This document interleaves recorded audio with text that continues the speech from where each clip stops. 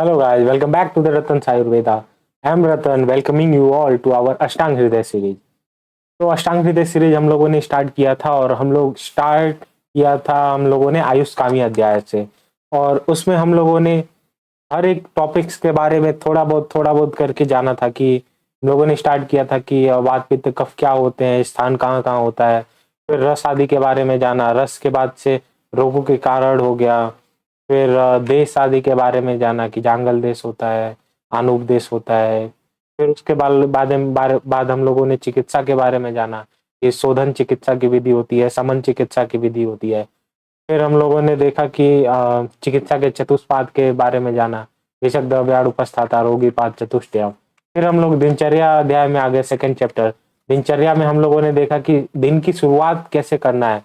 तो ब्रह्म मुहूर्त में उठने से लेकर रात के शयन तक यानी रात के सोने तक पूरी हम लोगों ने दिनचर्या देखी कि कौन से समय पे क्या क्या करने से हम लोग निरोग रह सकते हैं। फिर हम लोग ऋतुचर्या में गए, ऋतुचर्या में हम लोगों ने काफी अच्छे तरीके से खत्म किया पूरी ऋतुएं, जैसे माघ फागुन चैत वैशाख जेठ आषाढ़ सावन भाद्रपद अश्विन कार्तिक माघ शीष पौष। 12 ऋतुओं के बारे में हम लोगों ने, 12 महीनों के बारे में हम लोगों ने जाना। साथ ही कौन कौन सी ऋतुएं, शिशिर वसंत ग्रीष्म वर्षा शरद हेमंत शीव ग्रीव वस है। इनके बारे में, इनके रसों के बारे में, कौन से महीने में कौन से रस का सेवन करना है, किस महीने में कौन सा बल, किस महीने में बल प्रबल रहता है। फिर उसके बाद से क्या चीज करना है क्या नहीं करना है, पुराने जमाने के हिसाब से हम लोगों ने काफी चीजें कवर की। फिर अब हम लोग का जो, हम लोग उसको भी हम लोग चिकित्सा के दृष्टि से यानी कि जो भी है चिकित्सा के पॉइंट ऑफ व्यू से हम लोगों ने कवर किया। लेकिन अब जो चिकित्सा स्टार्ट हो रही है, अब यहाँ से हम लोग की मेन चिकित्सा स्टार्ट हो जाएगी, जो है रोगान अनुत्पादनीय अध्याय से।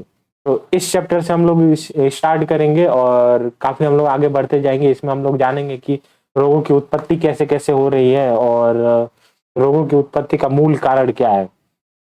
तो चलिए शुरू करते हैं ये चैप्टर की शुरुआत। तो हम लोगों ने देखा था कि रोगा, सबसे पहले ये चैप्टर के बारे में जान लेते हैं कि ये है क्या। तो देखो लिखा है क्या, रोग अनुत्पादनीय अध्याय। तो इसको मैं कैसे लिख सकता हूं, रोग प्लस अनुत्पादनीय अध्याय। देखो अध्याय 4 का ही नाम है रोग अनुत्पादनीय अध्याय। तो क्या ये कह रहा है, डिजीज, रोग मतलब क्या होता है, डिस इज डिजीज, और अनुत्पादनीय यानी कि प्रिवेंशन करना है, प्रिवेंशन ऑफ प्रोड्यूस, यानी कि रोग को उत्पाद यानी कि रोग को प्रोड्यूस होने ही नहीं देना है। तो इस चैप्टर में हम लोग पढ़ेंगे कि हम लोग क्या क्या कर सकते हैं जिससे रोग उत्पन्न हो ही ना।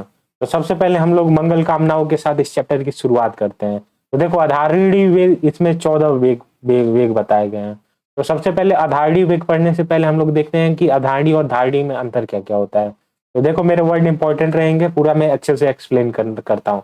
देखो धारणी वेग यानी कुछ वेग ऐसे होते हैं जिन्हें हम लोग डेली रूटीन में या डेली लाइफस्टाइल में हम लोग को उसे धारण करना होता है। ऐसे वेग धारणी कहलाते हैं। जैसे ईर्ष्या हो गया, द्वेष हो गया, कैसे जलन हो गया। तो ऐसी चीजों को बाहर नहीं निकालना चाहिए, क्योंकि अगर हम ईर्ष्या को बाहर निकालेंगे, जलन को बाहर निकालेंगे, ये सारे वेग अगर बाहर निकालेंगे तो ये हमारे लिए, हमारे सामने वाले के लिए तो हार्मफुल होगा ही, साथ ही हमारे लिए भी हार्मफुल इफेक्ट छोड़ेंगे। तो ऐसे वेग धारणीय वेग कहलाए गए हैं जिनका हम लोग को धारण करना है। और अधारणीय वेग, अधारणीय वेग का मतलब क्या है, ऐसे वेगों का धारण कभी करना ही नहीं है। अगर ऐसे वेगों का हम लोग धारण करते हैं तो हमें रोग की उत्पत्ति देखने को मिलती है। तो अधारणीय वेग होते कौन कौन से हैं, तो देखो लिखा है अपान वायु, अपान वायु के साथ साथ ऊर्ध्ववात। तो देखो वेगान न धारियेत वात, तो वात में क्या क्या बताया है, आचार्य वाग्भट ने अपान वायु बताया है और ऊर्ध्ववात बताया है।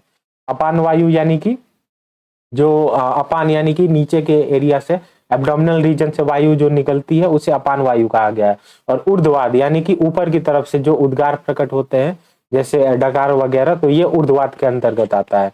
साथ ही देखो पुरुष के बारे में बताया गया है, यानी कि जो मल है वो भी अधारणीय वेग है, मलों का भी धारण नहीं करना है, मूत्र का भी धारण नहीं करना है, क्योंकि मूत्र से क्या हो जाता है, मूत्र के धारण करने से हम लोग आगे पढ़ेंगे कि बहुत ज्यादा स्टोन वगैरह हो सकते हैं या और भी तमाम डिजीज हो सकती है। साथ ही 6 यानी कि छौ यानी कि छींक का भी धारण नहीं करना है। छींका है तो प्रॉपर टाइम पे छींक देना चाहिए, और वहां पे अगर छींक का धारण करेंगे तो हमें तमाम तमाम समस्याओं का सामना करना पड़ सकता है। फिर आता है त्रिट यानी कि तृष्णा, प्यास का भी प्यास का भी जो है वो धारण नहीं करना चाहिए। प्यास आए तो प्यास लगे तो पानी पी लेना चाहिए। भूख भूख लगे तो खाना खा लेना चाहिए, और निद्रा आए तो सो लेना चाहिए। तो देखो क्या क्या मैंने 8 पॉइंट बता दिया। अपान वायु और ऊर्ध्ववात यानी कि जितने भी वात रिलेटेड है, वायु रिलेटेड, वायु संचालित होती है हम लोग के बॉडी से, अगर वो निकलने का टाइम आए तो उसे एक्सक्रीट कर देना चाहिए, तो चाहे वो अपान वायु हो या फिर उद्गार हो। साथ ही पुरुष हो गया, मल मूत्र, छींक, प्यास, भूख और निद्रा। तो समय पे जो भी है, भूख लगे तो खाना खा लेना चाहिए, अगर सोना है तो जबरदस्ती जगना नहीं चाहिए। काश काश यानी कि खांसी, खांसी आए तो खांस लेना चाहिए, फिर उसे रोकना नहीं चाहिए। क्रमश श्वास यानी कि कोई व्यक्ति जो है बाहर से काम करके आया है, रनिंग करके आया है, तो देखना जो हार्ट बीट होता है बहुत तेज चलने लगती है। हार्ट बीट तेज चलने लगती है, साथ ही साथ ब्रीथिंग भी तेज हो जाती है, सांस भी तेज लेने लगता है व्यक्ति। तो ऐसे समय पे भी उसे नहीं रोकना चाहिए, श्वास को लेते रहना चाहिए। फिर जिम्बा, अगर जिम्बा है तो भी जम्हाई वगैरह ले लेनी चाहिए। साथ ही अश्रु, अश्रु यानी कि आंसू, आंसू आए तो कोई बात हो जाए तो अश्रु के भी वेग को दबाना नहीं चाहिए, रो लेना चाहिए। देखना मेल वगैरह में हार्ट अटैक के चांस ज्यादा आ जाते हैं, क्योंकि मेल जो है अक्सर रोते नहीं है। तो मेल जब रोते नहीं है तो क्या होता है, तो उनको जो अश्रु से रिलेटेड अभी हम लोग आगे पढ़ेंगे कि क्या क्या कॉन्सिक्वेंसेस फेस करने पड़ते हैं। तो जैसे हार्ट अटैक वगैरह के चांस जो होते हैं वो मेल में ज्यादा होते हैं, क्योंकि वो क्या करते हैं, अश्रु जो कि एक आधार वेग है उसका धारण कर लेते हैं मेल्स। देखो फिर छर्दी यानी कि उल्टी बताई गई है। अगर उल्टी आए तो उल्टी के वेग को भी नहीं रोकना चाहिए, साथ ही शुक्र के वेग को भी नहीं रोकना चाहिए। अब क्वेश्चन आप लोग का ये आ रहा होगा कि सर आपने कास्ट को ये येलो में हाईलाइट क्यों कर दिया है।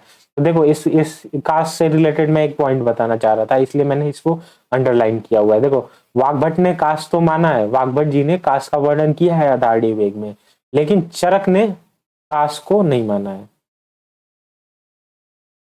चरक ने कास को नहीं माना है। तो चरक ने किसको माना है, चरक ने उद्गार को बताया है। चरक ने उद्गार बताया है, लेकिन कास का वर्णन नहीं किया अपने संहिता में। तो ये एक एक्सेप्शन पॉइंट हो जाता है कि वाग्भट ने कास का वर्णन किया है, लेकिन चरक ने कास का वर्णन नहीं किया है। और चरक ने किस चीज का वर्णन किया है, तो उद्गार का वर्णन किया है। और यहाँ पे देखो एक पॉइंट आ जाता है कि अपान वायु और ऊर्ध्वार को दोनों को इन्होंने वात कह के संबोधित किया हुआ है आचार्य वाग्भट ने। तो दोनों को वात करके संबोधित तो किया है, लेकिन जब हम लोग आगे करेंगे, एक्सप्लेनेशन पढ़ेंगे, तो उन्होंने अपान वायु को अलग बताया है और ऊर्ध्ववात को अलग बताया गया है। अतः आचार्य वाग्भट ने मूल श्लोक में वात को एक ही वेग माना है, परंतु वर्णन करते समय अधोवात यानी अपान वायु को अलग माना है, और ऊर्ध्ववात यानी उद्गार को अलग रोग माना हुआ है, और इनका इनका पृथक वर्णन किया है।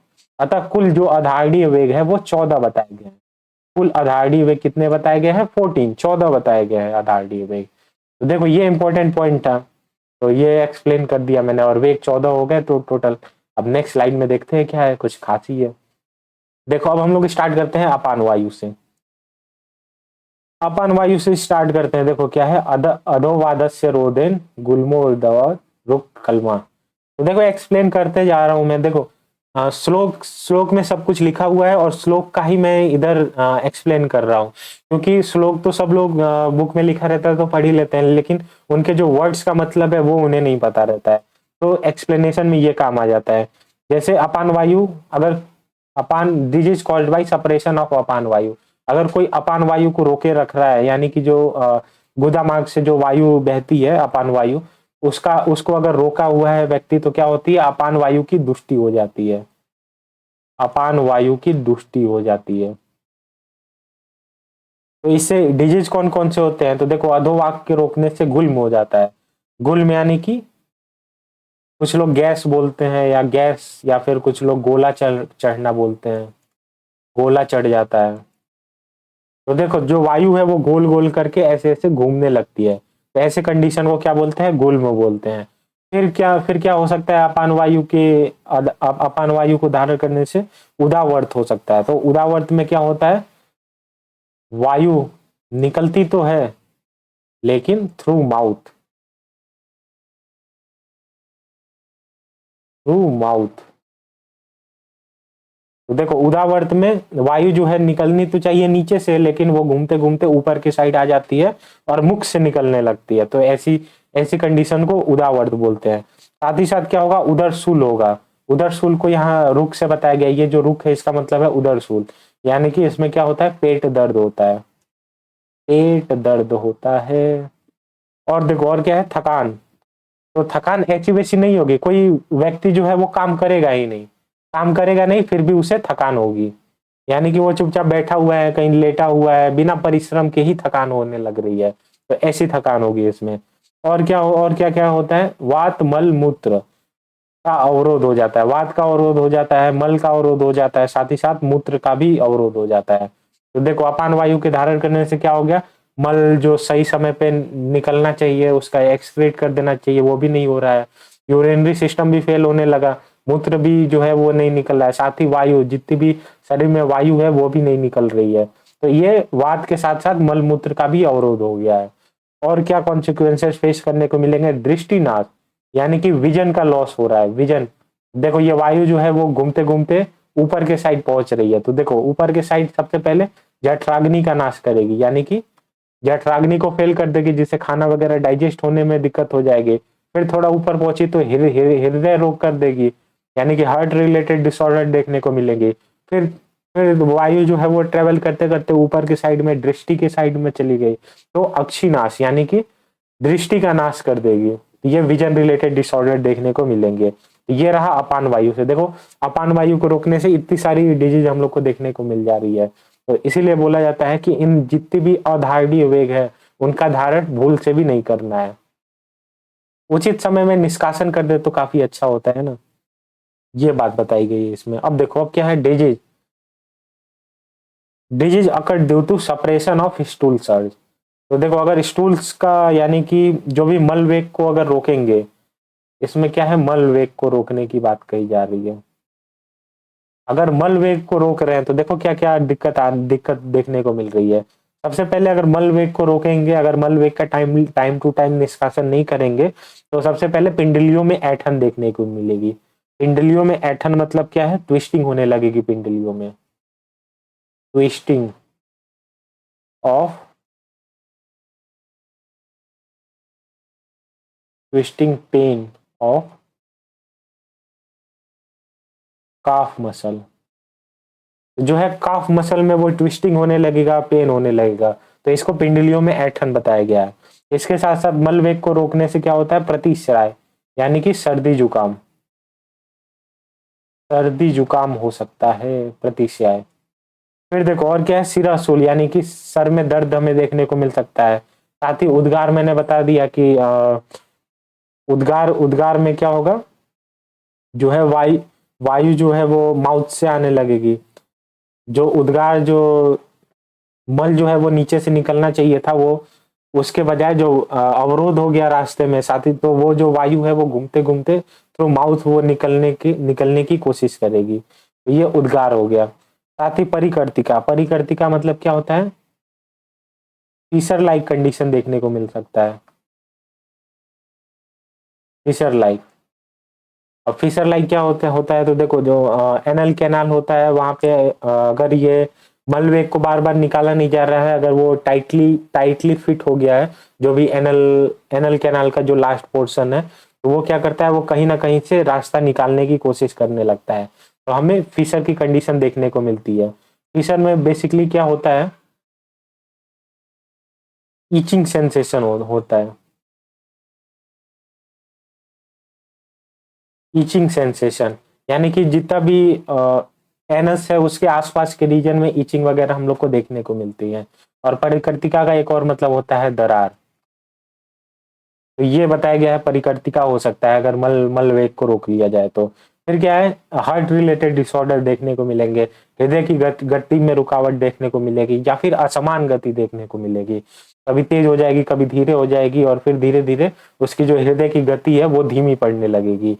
फिर साथ ही साथ क्या होता है, ये तो एक्सट्रीम कंडीशन में क्या हो सकता है, मुख से मल आने लगते हैं, ये एक्सट्रीम कंडीशन की बात हो रही है कि बहुत ज्यादा अगर दिक्कत आ रही है, अगर कई दिन से मल पास ही नहीं हो रहा है, तो फिर क्या होता है, उस व्यक्ति के मुख से मल लाने लगता है। और ये एक्सट्रीम रेयर कंडीशन है, इस कंडीशन में डेथ तक भी हो सकती है व्यक्ति की। तो देखो आचार्य वाग्भट ने ही, हम लोग आगे पढ़ेंगे कि अगर मुख से मल आता है तो ऐसी व्यक्ति का ट्रीटमेंट नहीं करना चाहिए, क्योंकि उसकी डेथ होने की संभावना बहुत अधिक रहती है। तो ये एक्सट्रीम रेयर केस हो गया, या बहुत बहुत दिक्कत हो रही है, मल पास ही नहीं हो रहा है तो मुख से मल आने लगता है। साथ ही अपान वायु से रोगजन्य विकार होंगे, जितने भी अपान वायु के विकार मैंने बताया वो भी साथ ही साथ होंगे। अपान वायु के कौन कौन सा विकार मैंने बताया था, सबसे पहले दृष्टिनाश, दृष्टिनाश हो जाएगा, जठराग्नि नाश हो जाएगा, भूख वगैरह नहीं लगेगा। और क्या हो सकता है, हृदय रोग हो सकता है, हृदय रोग मैंने बता ही दिया, यहाँ पे भी एक्सप्लेन कर दिया। साथ ही गुल्म हो गया, उदावरत हो गया, और भी बहुत सारे जितने भी अपान वायु के रोग थे वो भी इसके साथ साथ देखने को मिलेंगे। अब मूत्र रोग पे चर्चा कर लेते हैं कि मूत्र रोग में क्या था। तो देखो, अगर इसमें क्या है, disease occur due to suppression of urge of urine. अगर मूत्र के वेग को धारण करते हैं तो फिर कौन कौन से कॉन्सिक्वेंसेस देखने को मिल सकते हैं हमें। तो देखो, मूत्र वेग को धारण करने से अंग में भंग टूटने जैसी वेदना, यानी कि ऐसा लगेगा कि पूरा अंग अंग टूट रहा है, तो ऐसी वेदना होगी, बहुत अधिक वेदना होगी। तो और इसमें क्या हो सकता है, हर्निया लाइक कंडीशन भी उत्पन्न हो सकती है, हर्निया लाइक कंडीशन, और उसके चलते भी पेन हो सकता है। तो देखो, लगेगा ऐसा है पूरा शरीर टूट टूट रहा है, और भी अधिक मूत्र वेग को रोके रहेंगे तो हर्निया लाइक कंडीशन भी उत्पन्न हो जाएगी, जिससे ये पेन और बढ़ जाएगा। साथ ही देखो क्या बताया है आचार्य ने, अस्मरी, यानी कि स्टोन्स हो जाएंगे,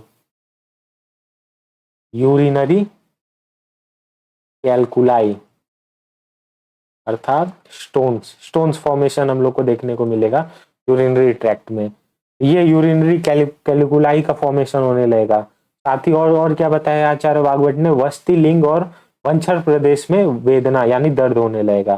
तो वस्ती किसको बोला है, यूरिनरी ब्लैडर को बोला है, यूरिनरी ब्लैडर वाले रीजन में दर्द होने लगेगा। लिंग यानी कि जेनाइटल ऑर्गन की बात कर रहा है, जेनाइटल ऑर्गन की बात कर रहा है, और जेनाइटल ऑर्गन में भी पेनिस की, तो जेनाइटल ऑर्गन में दर्द देखने को मिलेगा। साथ ही वंशर प्रदेश में होगा, तो वंशर प्रदेश यहाँ पे बोला है पेल्विक रीजन को, पेल्विक रीजन में हमें दर्द देखने को मिलेगा, वेदना देखने को मिलेगी। साथ ही और क्या बताया है, प्रायः अधोवात व पुरुष के वेदरोध से उत्पन्न रोग भी होते हैं। तो जितने भी अधोवात के रोग मैंने बताया, उसके साथ साथ पुरुष वेग के रोग बताया, वो भी हमें देखने को मिलते हैं।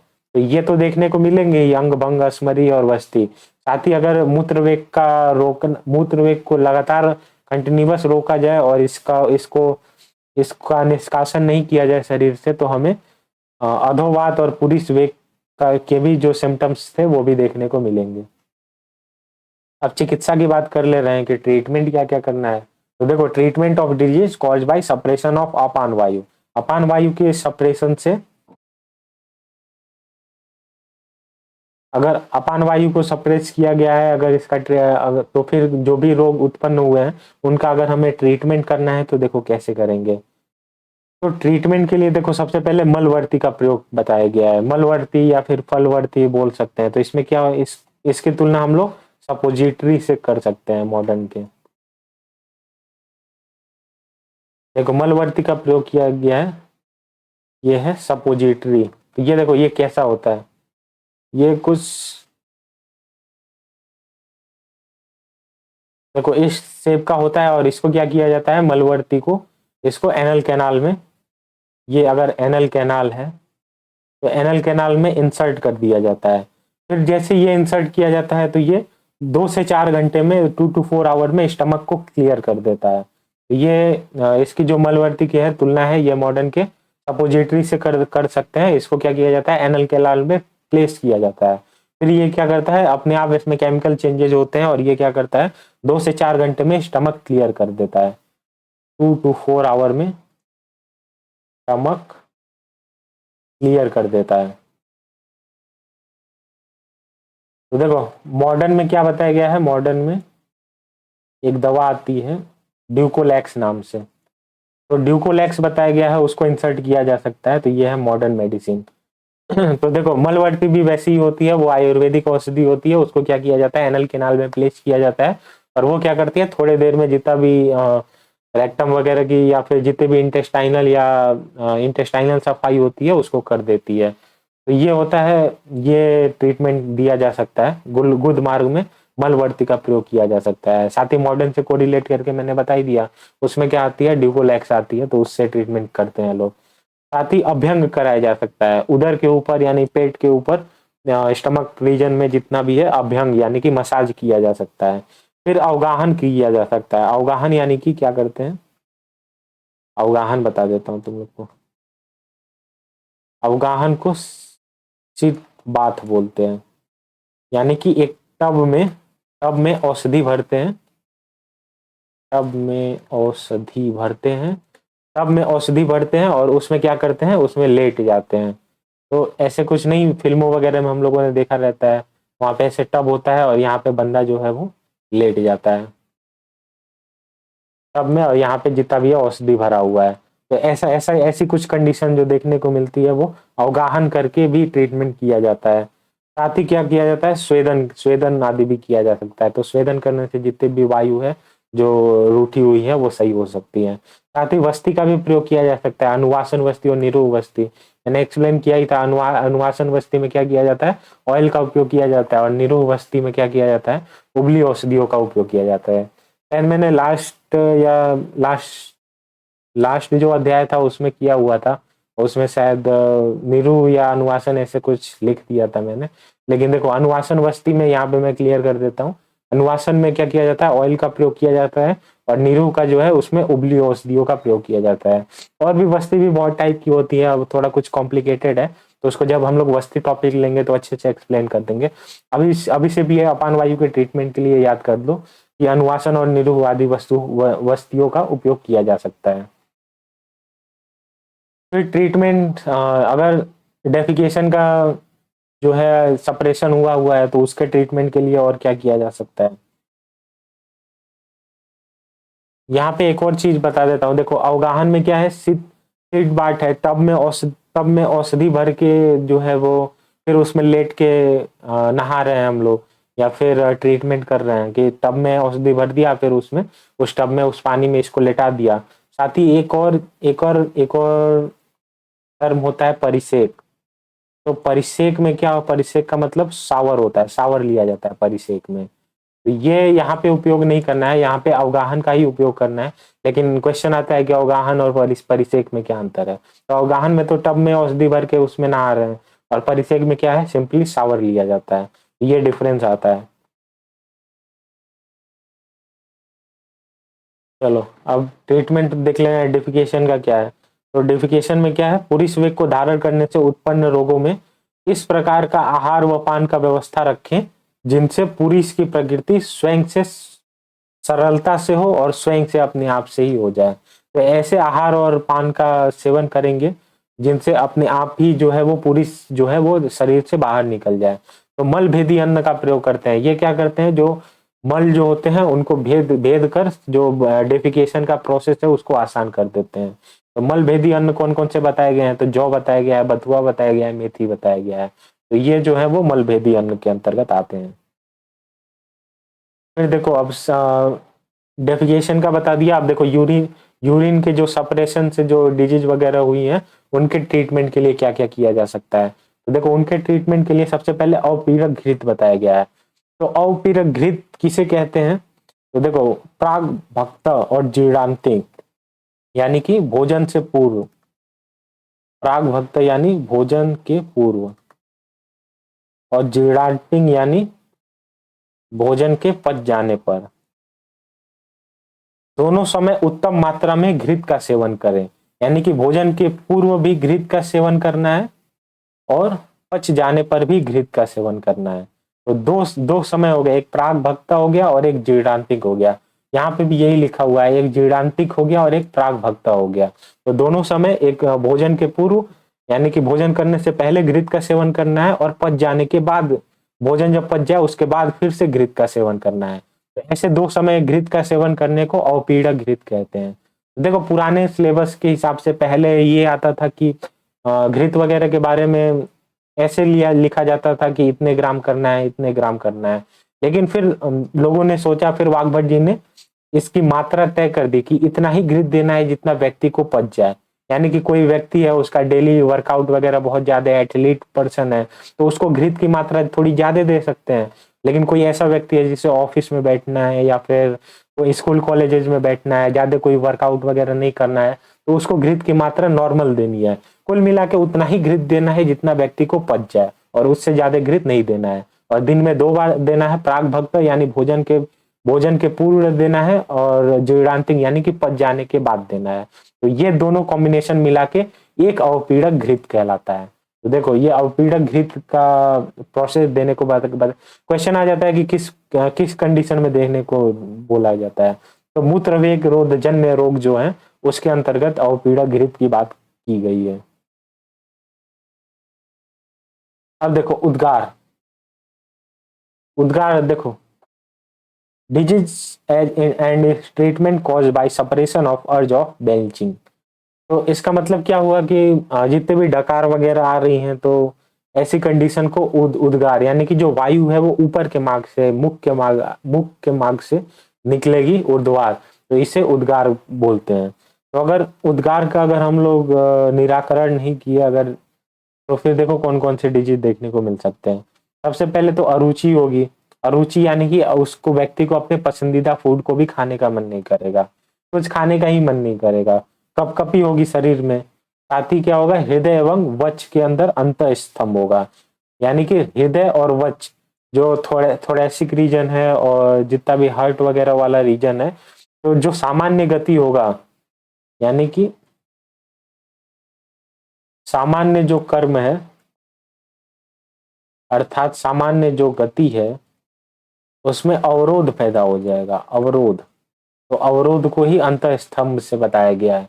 तो जो भी नॉर्मल है, जैसे वक्ष यानी थोरेसिक रीजन का काम है कि सांस लेना सांस छोड़ना, हृदय का काम है ब्लड को पंप करना, तो ये जितनी भी गति वगैरह है इसमें अवरोध पैदा होने लगेगा, असमान गति हम लोग को देखने को मिलेगी।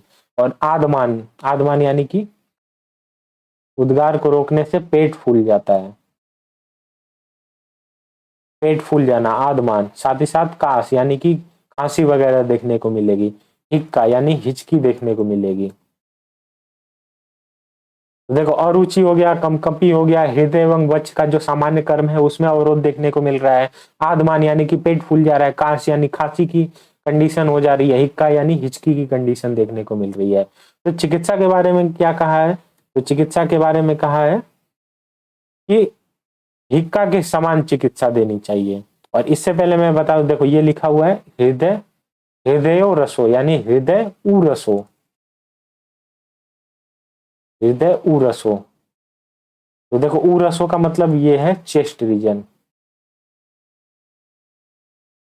चेस्ट रीजन, हृदय और चेस्ट रीजन, ये हृदय और वक्ष यानी कि उर्सो चेस्ट रीजन की बात कर रहा है। तो देखो चेस्ट रीजन में दिक्कत आ रही है, हृदय में दिक्कत आ रही है, क्योंकि उद्गार जो है वो ऊपर से निकल नहीं पा रहा है। तो ऐसी कंडीशन में हिक्का यानी हिचकी भी आने लगेगी। तो हिक्का के समान चिकित्सा देने की बात कही गई है। तो हिक्का के समान चिकित्सा कैसे देंगे, तो ऐसे आहार विहार का उपयोग करेंगे या फिर ऐसी औषधियों की योजना हम लोग बनाएंगे जो कि कफ और वात शामक हो।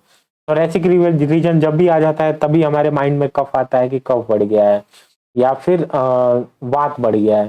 तो कफ और वात का शमन करने वाली औषधियों का हम लोग योजना बनाएंगे, और उसके साथ साथ ऐसा आहार विहार या फिर ऐसी औषधि बनाएंगे जो कि उष्ण हो तथा वात अनुलोमक हो। तो देखो वातानुलोमक का मतलब है वात अनुलोमक, वात अनुलोमक यानी कि वात को,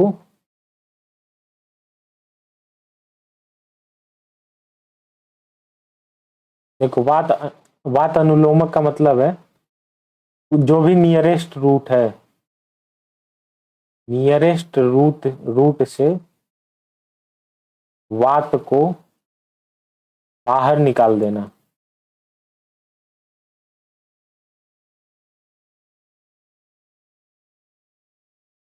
तो देखो ये क्या करता है, हिक्के के समान चिकित्सा मैंने बता दिया कि देखो कफ का शमन करेगी और वात का शमन करेगी, क्योंकि वात और कफ बढ़े हुए हैं। और साथ ही ऐसी ऐसी औषधियों का या फिर ऐसे आहार का हम लोग को सेवन करना है जो कि उष्ण हो तथा वात अनुलोमक हो। तो वात अनुलोमक का मैंने मतलब क्या बताया कि नियरेस्ट रूट से, यानी कि जहां पे भी हो, अगर ऊपर के साइड में हो तो मुख से बाहर निकाल देगा, अगर नीचे के साइड में हो तो गुदा मार्ग से बाहर निकाल देगा। तो बस वात को बाहर निकालना है, तो ऐसी औषधियों का सेवन करेंगे जो शरीर में कहीं भी वात हो उसको शरीर से जो भी रूट उसके नियरेस्ट हो वहां से वात को बाहर निकाल दे शरीर के। ये वात अनुलोमक मैंने बता दिया।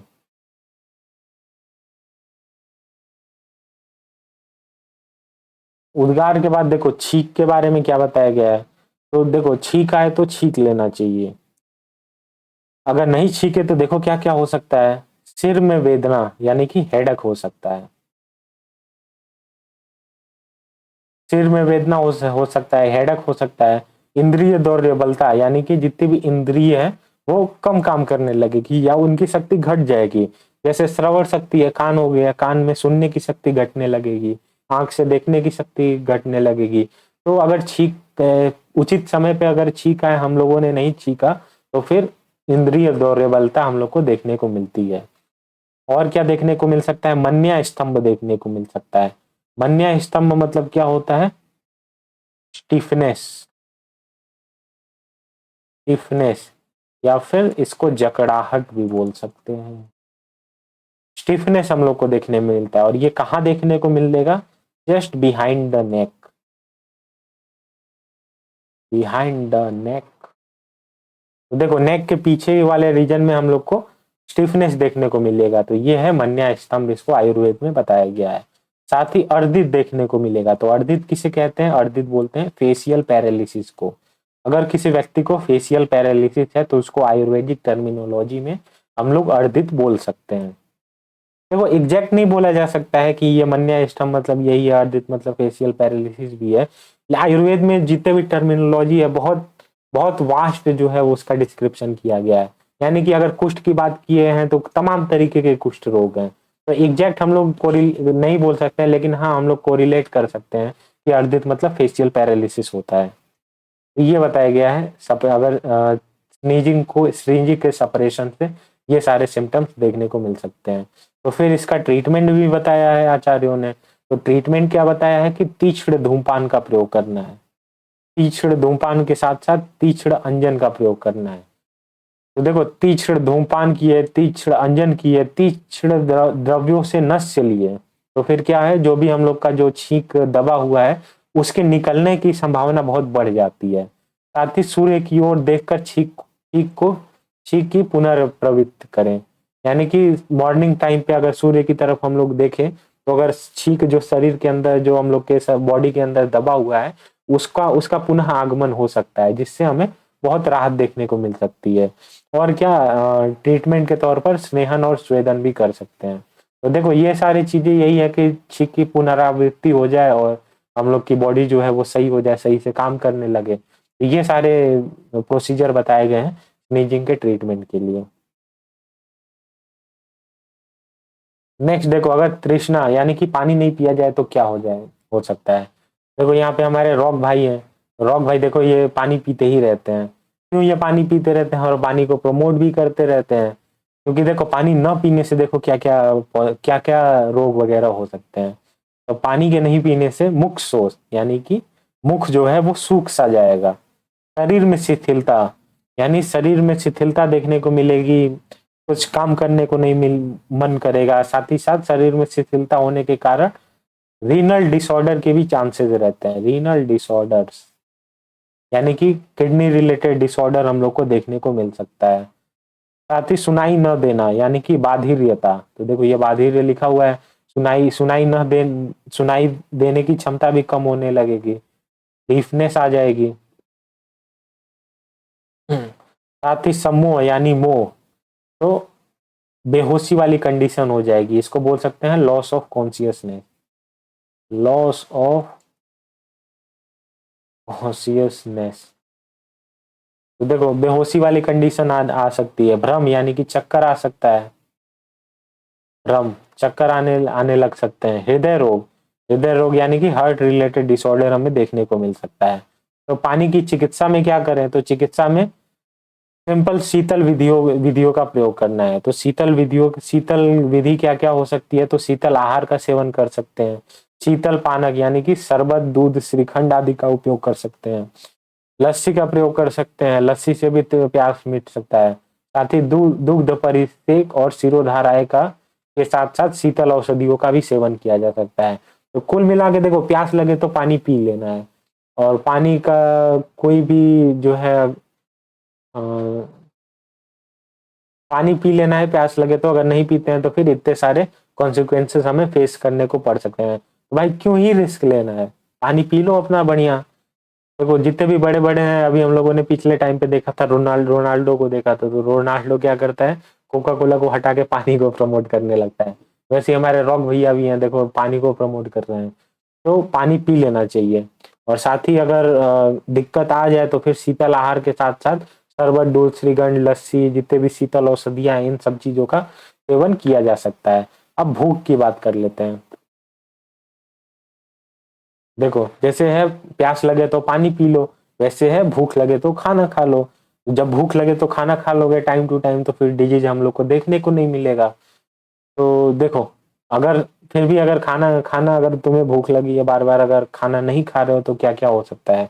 तो शरीर में अंग भंग हो सकता है, यानी कि अंग टूटने जैसी पीड़ा हो सकती है। साथ ही अरुचि हो जाएगी, एनोरेक्सिया।